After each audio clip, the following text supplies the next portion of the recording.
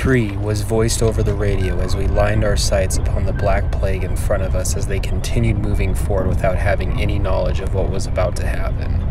2 was announced as our hands tightly grasped the trigger while our fingers started to firmly press down to release the first shells. And 1 was heard just as perfect silence fell over us and time seemed to slow down. Fire! The loud blast array of our cannons began to let out a fierce explosion as our shells started to slam against the sides of the Black Plague. Some of the shells penetrated the sides of their weaker armor, while others still unfortunately bounced off various angles of their thicker armor. Mass confusion begins to come upon them as they stop their tanks and start to turn their turrets to get eyes on where the attack was coming from.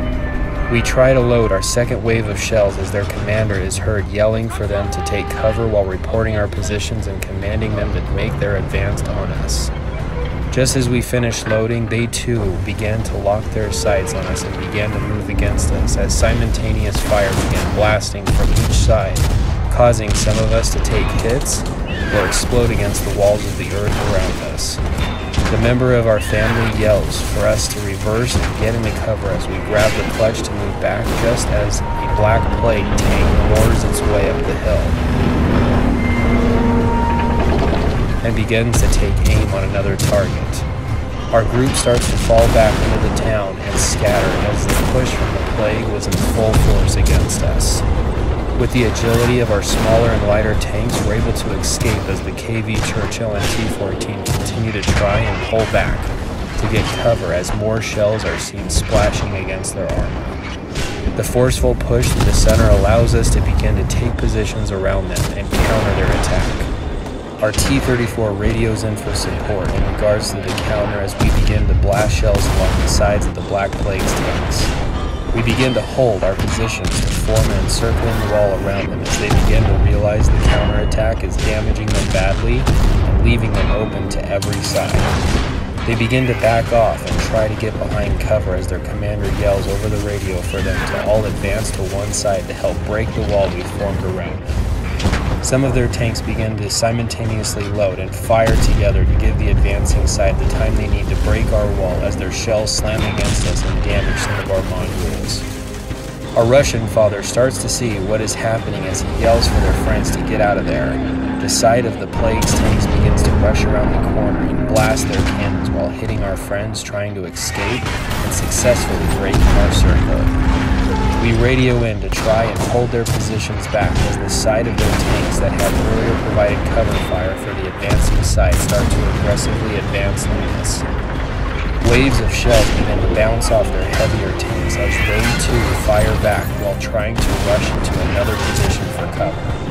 The push is almost too much as our side that still stood moves into help by flanking up from behind the sides and knocking at one of their tank's tracks, leaving them stranded, and then allowing the rest of our group to focus fire, causing one of them to blow up. A sigh of relief is felt while a cheerful yell is heard over the radio as we continue to push around the weaker side and penetrate more of their armor. The weaker side starts to retreat into cover as the frontal push happening against us stops and turns to focus on us. We need to hold them back so we can encircle them again, says our American friends over the radio, just as the roar of one of the Plague's tanks comes around a blind corner to cut us off, flanking and rams into the side of our T-34. The weighted hit against them causes the tank to lose control and spin to one side while beginning to get crushed. We try to help our friends, but the counterattack against us causes us to get blocked off and forces us to retreat. The crew of the T-34 yells for help over the radio as the Plague's turrets turn toward their stranded direction and blows them up, causing the yells from over the radio to cut and silence take its place. The sight of the burning T-34 lays in flames as our group begins to push back in revenge against them. The turret of one of the Plague's tanks tries to turn back to focus on our push but gets blasted to the side and also causes them to get destroyed. The commander and crew of the enemy Hetzer comes around a corner to take aim on the sides of one of our advancing tanks and blast it in the sides, causing it to break the motor and as it began to slow down.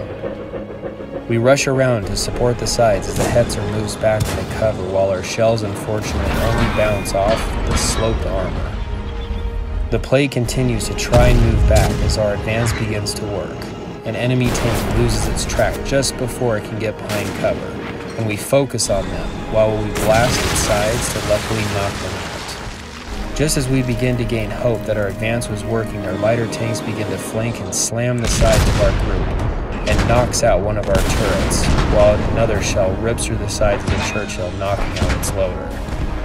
The Churchill tries to angle and maneuver against their shots as they call for help, but the KV and T-14 get pinned while yelling for them to hang on, as the crew of the KV tries to rush and repair what they could of their damaged turret. But the Churchill gets hit in the gas tank as gas is seen starting to spew out along their side. The panic caused us to try and rush over to help the Churchill as it cries for help one last time, but gets blasted again, causing the gas to ignite and their tank explode into pieces everywhere. The panicked rush we attempted while trying to help our Churchill caused our Leopard to tunnel vision on the situation and gets ripped apart by a blindsided shell of the VK and knocks out their engine, bringing them to a halt. As the crew of the Leopard frantically tries to get out of their tank, jumping out just as it explodes. Everything begins to slow down. The view of our family seen destroyed in various parts around us left us wondering if we even stood a chance against this group anymore among us. The plague re-engaged as they began to continue their aggressive push against us, now seeing that we were beginning to fall. Our T-14 tries to defend against the plague one last time, while shells rain upon them and causing them to blow up as well. The hopeless KV with its broken turret tries to take aim on the plague, but it's hopeless, as the shells hit its turret, knocking the broken turret back into place and causing it to start working again. An advancing tank from the plague looks in shock as the turret of the KV turns toward them and blasts them away as their tank gets engulfed with flames and destroyed. The Russian father radios in to tell the KV to advance as we begin to join.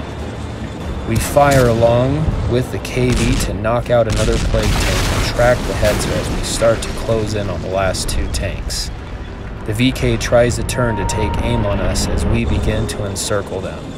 The VK fires but luckily misses as it continues to get fired upon and bringing it to silence at last.